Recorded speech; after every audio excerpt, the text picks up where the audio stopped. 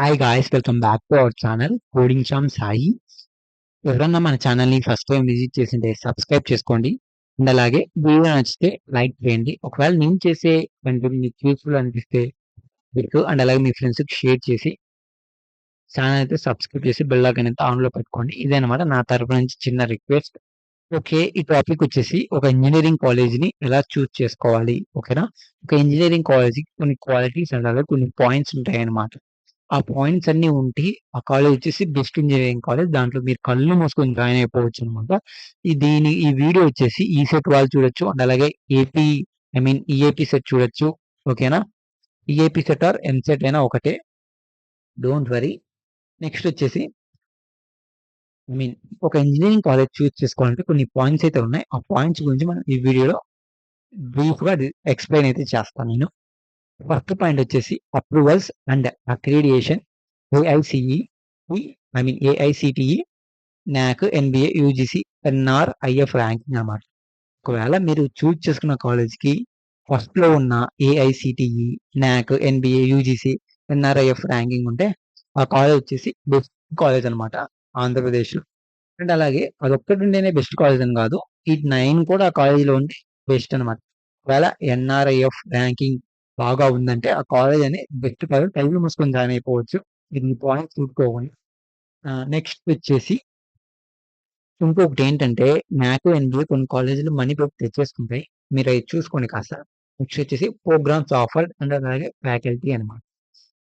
Programmes ఏ courses offer చేశారు, like CSA, ECR, triple ఉందా, mechanical ఉందా, సివిల్ ఉందా, లేకుంటే సిఎస్సి సబ్ బ్రాంచెస్ ఉన్నాయా లేవా అని అయితే తెలుసుకోండి. నెక్స్ట్ ఫ్యాకల్టీ, ఆ ఫ్యాకల్టీ ఆ సబ్జెక్ట్స్ టీచ్ చేయడానికి ఇట్స్ గుడ్ ఆర్ నాట్, సరిపోతారా లేదా.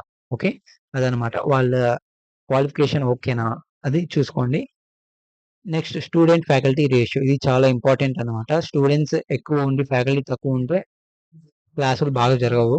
స్టూడెంట్ బాగుండి ఫ్యాకల్టీ రేషియో బాగుండి క్లాసులు బాగా జరుగుతాయి. ఇది మెయిన్ ఇంపార్టెంట్ అనమాట. అండ్ అలాగే నెక్స్ట్ వచ్చేసి ఇన్ఫ్రాస్ట్రక్చర్ ఆఫ్ కాలేజ్ అండ్ అలాగే ల్యాబ్స్, ఫెసిలిటీస్ అండ్ రిసోర్స్ అనమాట. మీ కాలేజ్ యొక్క ఇన్ఫ్రాస్ట్రక్చర్ ఎలా ఉంది, ఓకేనా. అండ్ అలాగే ల్యాబ్స్ ల్యాబ్స్ బాగున్నాయా లేదా, ల్యాబ్స్ ఖచ్చితంగా జరుగుతాయా లేదా. నెక్స్ట్ వచ్చేసి మీకు ఫెసిలిటీస్ అండ్ అలాగే రీసోర్స్ అనమాట. మీకు కావాల్సిన ఫెసిలిటీస్ అండ్ అలాగే రీసోర్స్ అవైలబుల్గా ఉన్నాయా లేదా చూసుకోండి. నెక్స్ట్ వచ్చేసి ఇండస్ట్రీ కనెక్షన్స్ అండ్ కొలాబరేషన్స్ అనమాట. ఇండస్ట్రీ కనెక్షన్స్ అండ్ కొలాబరేషన్స్ అంటే ఏం లేదు, మీ కాలేజ్ వచ్చేసి ఏ కాలేజ్లో టైఅప్ అయి ఉంటుంది, కంపెనీస్లో డ్యూరింగ్ ప్లేస్మెంట్స్ టైంలో అదైతే తెలుసుకోండి. ఊరికే టైఅప్ అయిన మాత్రాన మీకు జాబ్స్ వస్తాయని కాదు, మీకు స్కిల్స్ ఉంటే ఎవరైనా తీసుకుంటారు. Okay, that is main important అనమాట. ఇండస్ట్రీ కనెక్షన్స్ ఉంటే ఆ కాలేజ్ గుడ్ ప్లేస్మెంట్స్ వస్తాయి. ఒకవేళ మీ స్కిల్స్ నేర్చుకున్న తర్వాత you can get a placement. ఆ పాయింట్ కూడా చూసుకోండి. నెక్స్ట్ వచ్చేసి college fee and extra curricular activities అనమాట. కాలేజ్ ఫీ అనేది మేనేజ్మెంట్ స్టూడెంట్స్కి అయితే ఎక్కువ ఇంపార్టెంట్. ఫీజు రింబర్స్మెంట్ వచ్చే స్టూడెంట్స్ కూడా చాలా ఇంపార్టెంట్. ఎందుకంటే ఒకవేళ గవర్నమెంట్ ఫీజు రింబర్స్మెంట్ వేయకుంటే ఆ ఫీజు మీరు కడతారా లేదా అని చూసుకోండి. నెక్స్ట్ వచ్చేసి ఎక్స్ట్రా కరిక్యులర్ యాక్టివిటీస్ అనమాట. ఇవి వచ్చేసి ఎన్సిసి, ఎన్ఎస్ఎస్, గేమ్స్ అనమాట. అండ్ అలాగే మీ కాలేజీలో ఏమన్నా ఉంటాయి కాదు అవి కూడా తెలుసుకోండి. ఇంకోటి చెప్తున్నా, ఎక్స్ట్రా కరిక్యులర్ యాక్టివిటీస్ ఇచ్చేసి మీ ఇంట్రెస్ట్ మీద డిపెండ్ అయి పెడతారనమాట. మీకు ఇంట్రెస్ట్ కాకుంటే ఏం పెట్టరు. దట్స్ ఇట్ అనమాట. నెక్స్ట్ వచ్చేసి స్టూడెంట్ సపోర్ట్ సర్వీసెస్. ఈ స్టూడెంట్ సపోర్ట్ సర్వీసెస్ వచ్చేసి మీ కాలేజ్లో ఉన్నాయా లేవా అయితే ఒకసారి చెక్ చేసుకోండి. నెక్స్ట్ వచ్చేసి అల్యూమినీ నెట్వర్క్. ఈ అల్యూమినీ నెట్వర్క్ అంటే ఏంటంటే, గ్రాడ్యుయేషన్ అయిపోయిన స్టూడెంట్స్ మళ్ళీ కాలేజ్కి వచ్చేసి ఒక మీటప్ చేస్తారు అనమాట. అదే అల్యూమినీ నెట్వర్క్. ఒకవేళ అల్యూమినీ నెట్వర్క్ మీ కాలేజీలో ఉంటే వాళ్ళు వచ్చినప్పుడు వీ కెన్ ఆస్క్ అనమాట. ఇలాంటి కాలేజ్ బాగుంటుందా లేదా, ఐ మీన్ ప్లేస్మెంట్స్ బాగా వస్తాయా లేదా అని అయితే మీరు అడగచ్చు.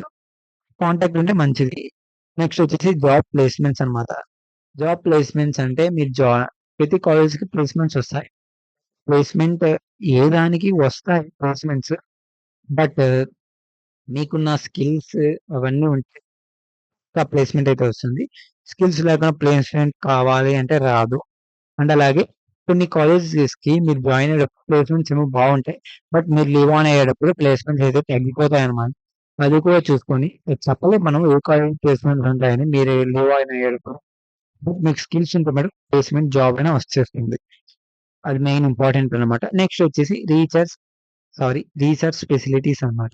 ఈ రీసెర్చ్ ఫెటి ఈ రీసెర్చ్ ఫెసిలిటీస్ వచ్చేసి ఏంటంటే, మీ కాలేజ్‌కి ఒక రీసెర్చ్ ల్యాబ్ అనేది ఉంటుంది. ఆ ల్యాబ్‌లో కొన్ని ప్రాజెక్ట్స్ జరుగుతూ ఉంటాయి. ఒకవేళ మీరు ఇంట్రెస్టెడ్ ఉంటే వీ కెన్ డూ దట్ అన్నమాట. అలా ఉంటే ఇంకా మంచి కాలేజ్ అన్నమాట. అలా ఉంటే మీకు ఎక్స్‌పీరియన్స్ గెయిన్ అవుతుంది. ఎట్లా చేస్తారు ఈ జాబ్‌లలో దట్స్ ఇట్ అన్నమాట.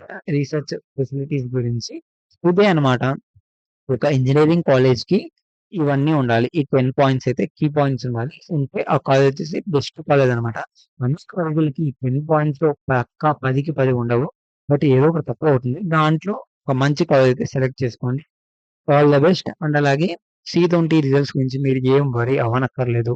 జూన్ ఫస్ట్ వీక్ కల్లా వచ్చేస్తాయి. డోంట్ వర్రీ దాని మీద టెన్షన్ పెట్టుకోకండి. ఫిఫ్త్ సెమ్ లింక్ డిసపియర్ అయిపోయింది. అదైపోయింది, ఇదైపోయిందని డోంట్ వర్రీ అన్నమాట. మీ రిజల్ట్స్ వస్తాయి. అండ్ అలాగే ఐ హోప్ అందరూ పాస్ అవుతారు. నేనైతే అనుకుంటున్నాను. Thanks for watching.